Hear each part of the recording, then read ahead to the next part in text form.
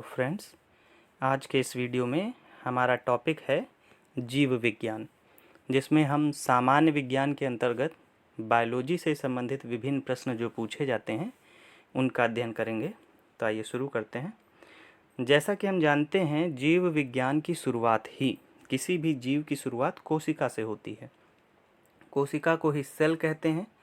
कोशिका से संबंधित जो प्रश्न हैं, कोशिका की खोज सबसे पहले किसने की थी? तो रॉबर्ट हुक ने। कब की थी? 1665 में। कौन सी पुस्तक इन्होंने लिखी थी? तो माइक्रोग्राफिया। कौन सी पुस्तक? माइक्रोग्राफिया। कोशिका जीव शरीर की सबसे छोटी इकाई भी है। सभी जीवों का शरीर कोशिका से मिलकर बना होता है, लेकिन इसका अपवाद कौन है? वायरस है। विषाणु इसका शरीर कोशिका से मिलकर नहीं बना होता है। मानव शरीर की सबसे लंबी कोशिका न्यूरॉन यानी तंत्रिका तंत्र की इकाई है, और मानव शरीर की सबसे बड़ी कोशिका ओवम यानी अंडाणु है। इसी प्रकार से मानव शरीर की सबसे छोटी कोशिका सेरिब्रेलम के ग्रेन्यूल हैं। मस्तिष्क में जो सेरिब्रेलम होता है उसके ग्रेन्यूल सबसे छोटी कोशिका है। सबसे बड़ी ओवम और सबसे लंबी मानव कोशिका न्यूरॉन। तो ये तो हो गए कोशिका से संबंधित कुछ तथ्य। कोशिका सिद्धांत किसने दिया था? स्लाइडन और स्वान वैज्ञानिकों ने दिया था। ठीक है। अब कोशिका में कुछ अंग होते हैं जिनको कोशिकांग कहते हैं, जैसे माइटोकांड्रिया। माइटोकांड्रिया को कोशिका का ऊर्जा घर या पावर हाउस कहते हैं। इसमें एटीपी बनता है जिसको ऊर्जा की मुद्रा कहते हैं। लवक की बात की जाए, हरित लवक, तो ये सबसे बड़े कोशिकांग हैं। सबसे बड़े कोशिकांग कौन है? लवक। और जंतु कोशिका में चूंकि हरित लवक होते नहीं तो वहाँ पर माइटोकांड्रिया हो जाएंगे। हरित लवक में कौन सा तत्व पाया जाता है? मैग्नीशियम। कई बार प्रश्न पूछा गया है। लाइसोसोम कोशिकांग को कोशिका के आत्महत्या के थैले कहते हैं, और केंद्रक को कोशिका का हृदय भी कहते हैं, मस्तिष्क भी कहते हैं। गाल्जी काय को कोशिका का ट्रैफिक पुलिस कहते हैं। इसी प्रकार से राइबोसोम को कोशिका की प्रोटीन फैक्ट्री कहते हैं, क्योंकि यहाँ पर प्रोटीन का निर्माण होता है। ठीक है, तो इस प्रकार कुछ ये तथ्य हैं। अब अगर बात की जाए लिंग गुणसूत्र की, जिसके द्वारा लिंग का निर्धारण होता है, तो कुछ सरीसृप जैसे मगरमच्छ और छिपकली, इनमें लिंग गुणसूत्र नहीं पाए जाते हैं। लिंग गुणसूत्र नहीं पाए जाते हैं। किसमें? सरीसृप कौन से? मगरमच्छ और छिपकली। इनमें लिंग निर्धारण पर्यावरण के ताप द्वारा होता है। ठीक है, पर्यावरणीय ताप द्वारा होता है। अब अगर मानव के संदर्भ में कुछ चीज़ों का अध्ययन किया जाए, तो मानव की जो संपूर्ण आहार नाल होती है, जिसमें छोटी आंत, बड़ी आंत, आमाशय आता है, ये मुंह से शुरू होती है, एनस तक जाती है। इसकी कुल लंबाई 30 फीट है, जबकि इसमें सिर्फ बड़ी आंत ही 5 फीट लंबी है। बड़ी आंत कितनी लंबी है? 5 फीट। गलसुआ रोग जो होता है वो पैरोटिड ग्रंथि में सूजन की वजह से होता है, और मनुष्य में लार ग्रंथि कुल 3 जोड़ी पाई जाती हैं, जबकि फ्रॉग और वेल में लार ग्रंथि पाई ही नहीं जाती हैं। किस में लार ग्रंथि नहीं पाई जाती हैं? मेढक और वेल मछली में। मनुष्य में कितने जोड़ी होती हैं? 3 जोड़ी होती हैं।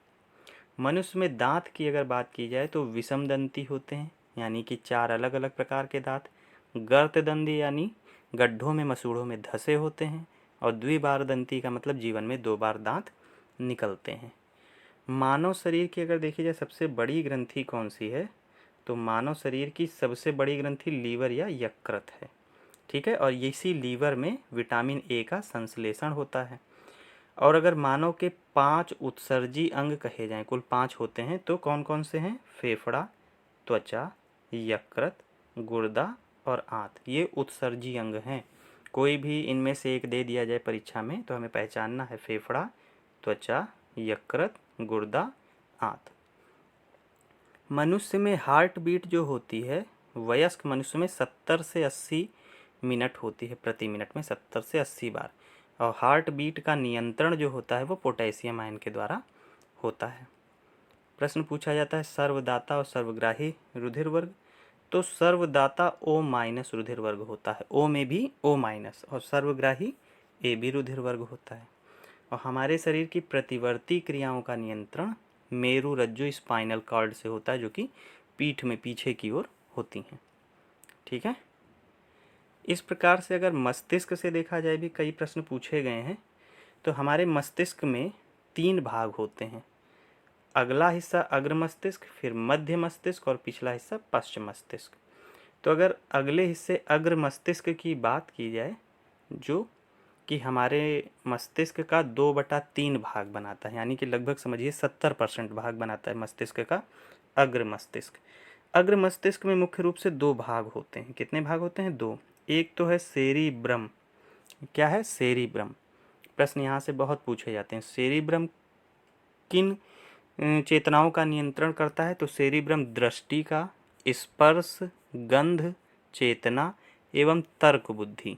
जो हमारी बुद्धि है, दृष्टि है, स्पर्श है, गंध है, चेतना है, ये सब सेरिब्रम अग्र मस्तिष्क से नियंत्रित होती है। जबकि दूसरा हिस्सा है डायंसिफेलॉन।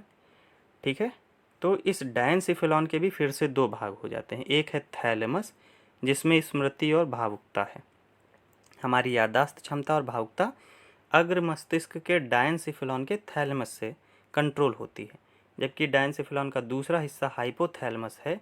ये बहुत ही महत्वपूर्ण है, क्योंकि इससे भूख, प्यास, तृप्ति, रक्तचाप यानी ब्लड प्रेशर, निद्रा, प्रजनन क्षमता और धड़कन का नियंत्रण होता है। सबसे महत्वपूर्ण हिस्सा क्या है? हाइपोथैलेमस है। किसका हिस्सा है? अग्र मस्तिष्क का ही हिस्सा है, जिससे क्या नियंत्रण हो रहा? भूख, प्यास, निद्रा, प्रजनन, धड़कन का नियंत्रण। ये हो गया अग्र मस्तिष्क।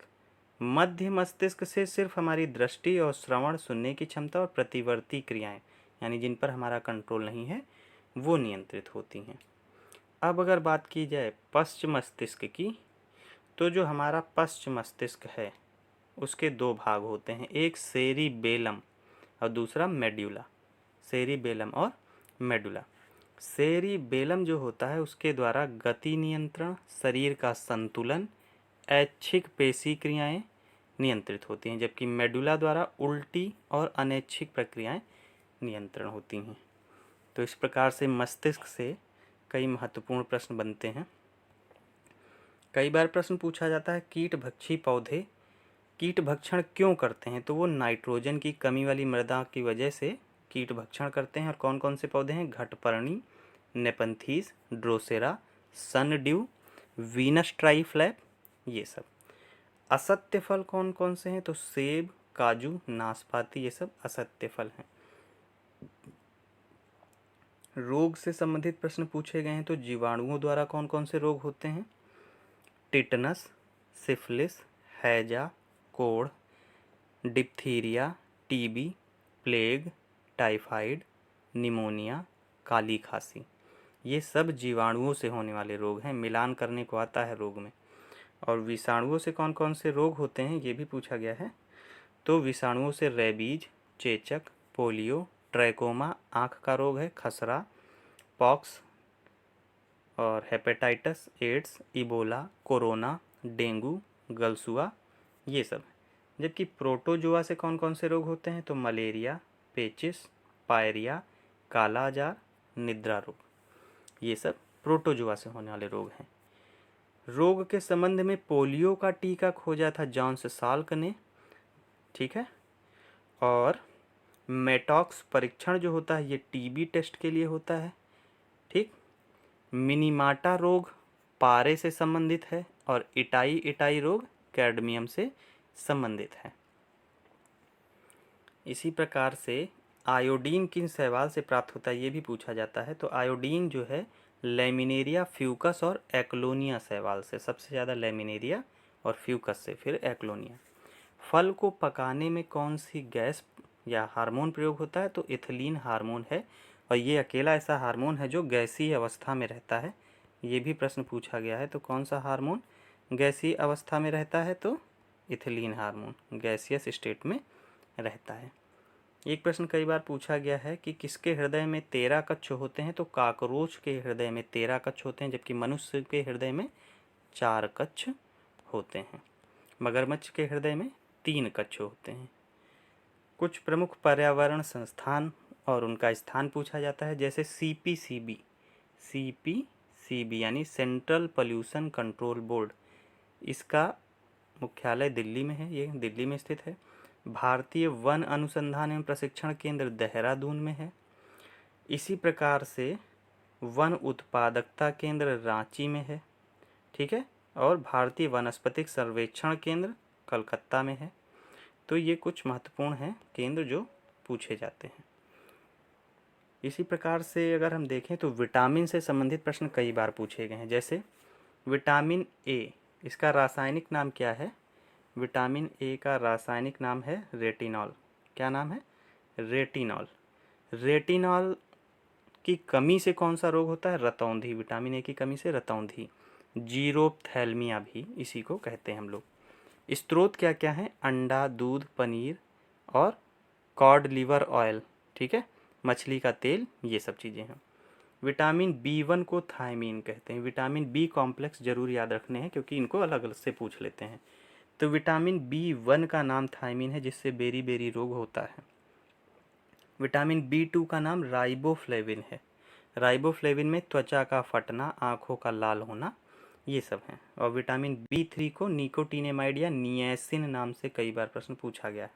तो नियासिन कौन सा विटामिन है? विटामिन B3, जिसकी वजह से पेलाग्रा रोग या त्वचा का दाद रोग हो जाता है। इसी को 4D सिंड्रोम भी कहते हैं, ठीक है। तो ये पूछा जाता है 4D किससे है? विटामिन B3 से है। ये विटामिन B5 को पेंटोथेनिक एसिड कहते हैं। क्या कहते हैं? पेंटोथेनिक एसिड, जिससे बाल सफ़ेद होना और मंद बुद्धि होना, ये विटामिन B5 की कमी से होता है। इसके स्रोत मांस, दूध, मूंगफली, गन्ना, टमाटर हैं। विटामिन B6 को पायरिडॉक्सिन कहते हैं। एनीमिया और त्वचा रोग विटामिन B6 की कमी से होते हैं। और विटामिन B7 को बायोटिन कहते हैं। लकवा, शरीर में दर्द, बालों का गिरना, बाल झड़ना, विटामिन B7 बायोटिन की कमी से होता है।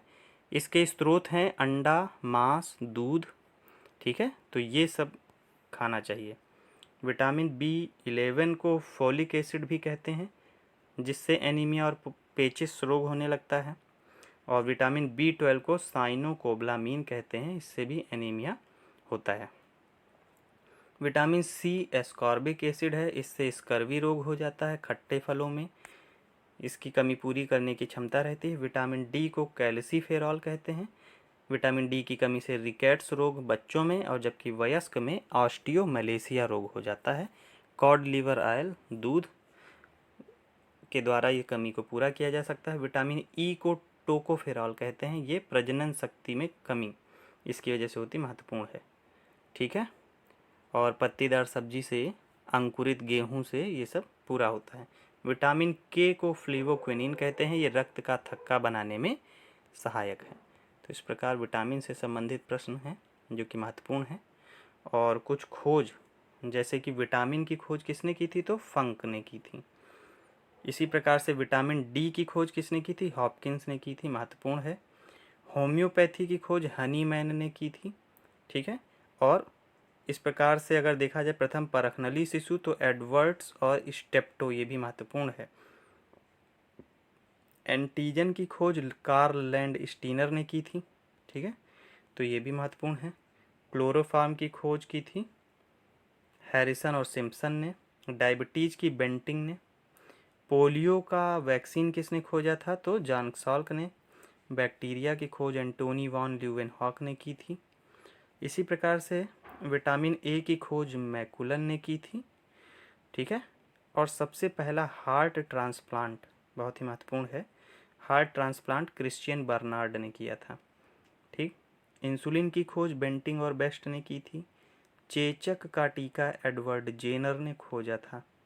और टीबी का बैक्टीरिया रॉबर्ट कोच ने। पेंसिलिन की खोज अलेक्जेंडर फ्लेमिंग ने की थी, ये कई बार पूछा गया है। और डीएनए की खोज किसने की थी? तो वाटसन और क्रिक ने की थी। तो ये महत्वपूर्ण तथ्य हैं। इस प्रकार से कई बार परीक्षाओं में जीव विज्ञान और उससे संबंधित शाखाएं पूछी गई हैं, जैसे एपीकल्चर मधुमक्खी पालन के लिए, सेरीकल्चर रेशम कीट पालन के लिए, पिसीकल्चर मछली पालन के लिए, माइकोलॉजी कवक का अध्ययन, फाइकोलॉजी शैवाल यानी काई का अध्ययन, एंथोलॉजी पुष्पों का अध्ययन और पोमोलॉजी महत्वपूर्ण है, फलों का अध्ययन, ऑर्निथोलॉजी पक्षियों का अध्ययन, ठीक है, और एंटोमोलॉजी कीटों का अध्ययन। और प्रश्न पूछा जाता है पौधे की आयु कैसे ज्ञात की जाती है? तो डेंड्रोक्रोनोलॉजी के द्वारा, ठीक। सिल्वी कल्चर क्या है? सेरी कल्चर रेशम है, जबकि सिल्वी कल्चर लकड़ी वाले पेड़ों का संवर्धन सिल्वी कल्चर है। तो इस प्रकार बायोलॉजी से संबंधित कुछ महत्वपूर्ण आंकड़े आपके सामने रखे गए। अगर आपको चैनल पसंद आ रहा है तो चैनल को लाइक और सब्सक्राइब ज़रूर करें। Thanks all of you.